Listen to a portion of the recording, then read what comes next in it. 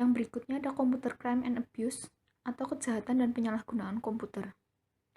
Yang pertama ada kejahatan komputer. Kejahatan komputer adalah rangkaian tindakan ilegal atau cacat hukum yang dilakukan lewat penggunaan komputer atau terhadap suatu sistem komputer.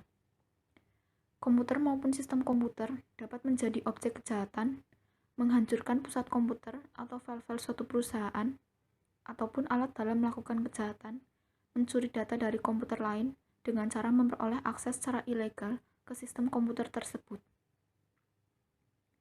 Pada tahun 2011, berdasarkan survei yang dilakukan pada 351 praktisi keamanan yang bekerja di perusahaan, instansi pemerintahan, lembaga keuangan, institusi kesehatan, serta universitas, menemukan sekitar 16% responden dari kalangan organisasi mengalami serangan terhadap sistem keamanan komputer mereka dalam setahun belakangan ini. Jenis penyerangan yang paling banyak adalah infeksi malware sebanyak 67%, diikuti dengan penipuan kartu kredit sebanyak 39%, pencurian komponen laptop dan telepon genggam sebanyak 34%, serangan dari botnets sebanyak 29%, dan penyalahgunaan dari dalam organisasi sebanyak 25%. Kerugian sesungguhnya dari kejahatan komputer diperkirakan mencapai miliaran dolar. Yang kedua ada penyalahgunaan komputer. Penyalahgunaan komputer adalah serangkaian tindakan menggunakan komputer yang belum tentu merupakan tindakan ilegal, namun dianggap kurang etis. Kepopuleran internet dan surat elektronik atau surel telah mengubah salah satu bentuk penyalahgunaan komputer atau spamming menjadi suatu masalah yang serius bagi individu dan organisasi bisnis. Spam adalah surel sampah yang dikirim suatu organisasi atau individu kepada khalayak ramai di internet yang tidak memiliki ketertarikan terhadap produk maupun layanan yang dipasarkan. Spammer cenderung memasarkan pornografi, jasa dan layanan yang menipu, penipuan langsung, dan produk lainnya yang tidak diterima secara luas oleh masyarakat. Presentasi spam terhadap surel pada tahun 2012 mencapai 72%. Sebagian besar spam berasal dari jaringan bot yang terdiri atas ribuan komputer yang telah teridentifikasi untuk menginisiasi dan menyampaikan pesan spam. Penyedia layanan internet dan individu dapat memerangi spam dengan menggunakan perangkat lunak penyaring spam untuk menghalau surel yang mencurigakan sebelum masuk ke kotak masuk surel. Selanjutnya, employment trickle-down technology and re-engineering job loss atau ketenaga kerjaan, dampak buruk teknologi, dan penataan ulang pekerjaan yang hilang. Merekayasa ulang pekerjaan adalah hal umum yang dianggap oleh komunitas sistem informasi sebagai sebuah keunggulan utama dari teknologi informasi baru. Eric Brandjolfsson dan Andrew P. McAfee berpendapat bahwa laju otomatisasi semakin meningkat dalam tahun-tahun belakangan ini dikarenakan kombinasi teknologi yang melibatkan robotika, mesin pengontrol numerik, kontrol persediaan terkomputerisasi, pengenalan pola, pengenalan suara, serta perdagangan online. Salah satu hasilnya adalah mesin-mesin saat ini dapat melakukan pekerjaan-pekerjaan hebat, menggantikan manusia seperti dukungan teknis, pekerjaan call center, tugas ronsen, bahkan meninjau dokumen legal. Ekonom lainnya lebih optimis tentang potensi menyusutnya lapangan pekerjaan.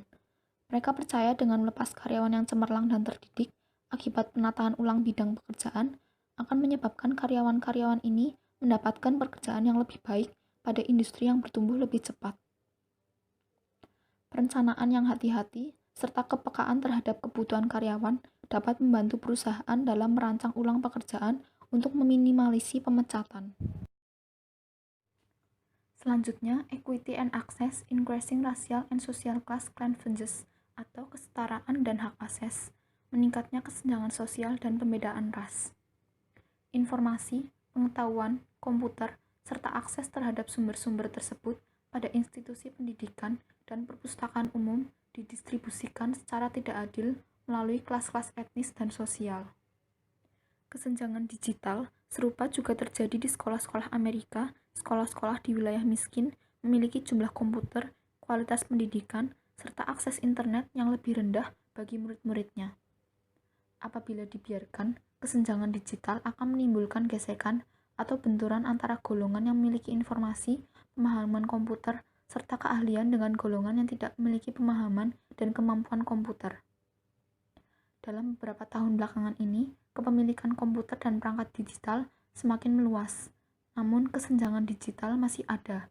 Saat ini, kesenjangan digital tidak hanya didasarkan pada akses terhadap teknologi digital, tapi juga bagaimana teknologi tersebut digunakan. Kemudian ada health risk, RSI, CVS, and technostress, atau risiko kesehatan, RSI, CVS, dan technostress. Yang pertama ada RSI atau cedera stres berulang. RSI terjadi ketika sekelompok otot dipaksa melakukan tindakan yang sama berulang-ulang dan seringkali dengan beban yang berat atau puluhan ribu pengulangan dengan beban ringan seperti bekerja dengan keyboard papan ketik komputer. Salah satu RSI yang paling sering terjadi yang berhubungan dengan penggunaan komputer adalah sindrom carpal tunnel, di mana saraf di seluruh tulang pergelangan tangan yang disebut carpal tunnel menimbulkan rasa sakit. Rasa sakit tersebut disebabkan oleh pengetikan secara berulang-ulang. RSI dapat dihindari dengan cara merancang tempat kerja dengan posisi pergelangan tangan yang nyaman, posisi monitor yang sesuai, serta pijakan kaki guna mendukung postur tubuh dan mengurangi RSI. Memperbaiki keyboard secara ergonomis juga merupakan sebuah pilihan. Hal-hal ini juga harus didukung oleh istirahat secara singkat rutin serta pergantian jenis pekerjaan yang berbeda. Kemudian yang kedua ada CVS atau sindrom penglihatan komputer. CVS adalah kondisi mata yang tegang karena melihat layar monitor komputer, laptop, e-readers, smartphone, serta perangkat genggam permainan video. Gejalanya biasanya hanya berlangsung sementara, seperti sakit kepala, mata berkunang-kunang, kering, dan iritasi. Kemudian yang ketiga adalah teknostress. Teknostress yaitu stres yang ditimbulkan dari penggunaan komputer. Gejalanya antara lain kejengkelan, permusuhan dengan orang lain, ketidaksabaran, serta kelelahan. Penderita teknostress tidak diketahui dengan jelas, namun diperkirakan mencapai jutaan dan terus bertumbuh di Amerika Serikat. Pekerjaan yang berhubungan dengan komputer saat ini dianggap sebagai pekerjaan yang paling menimbulkan stres berdasarkan statistik kesehatan dari beberapa negara industri di dunia. Sekian mengenai materi ini. Terima kasih.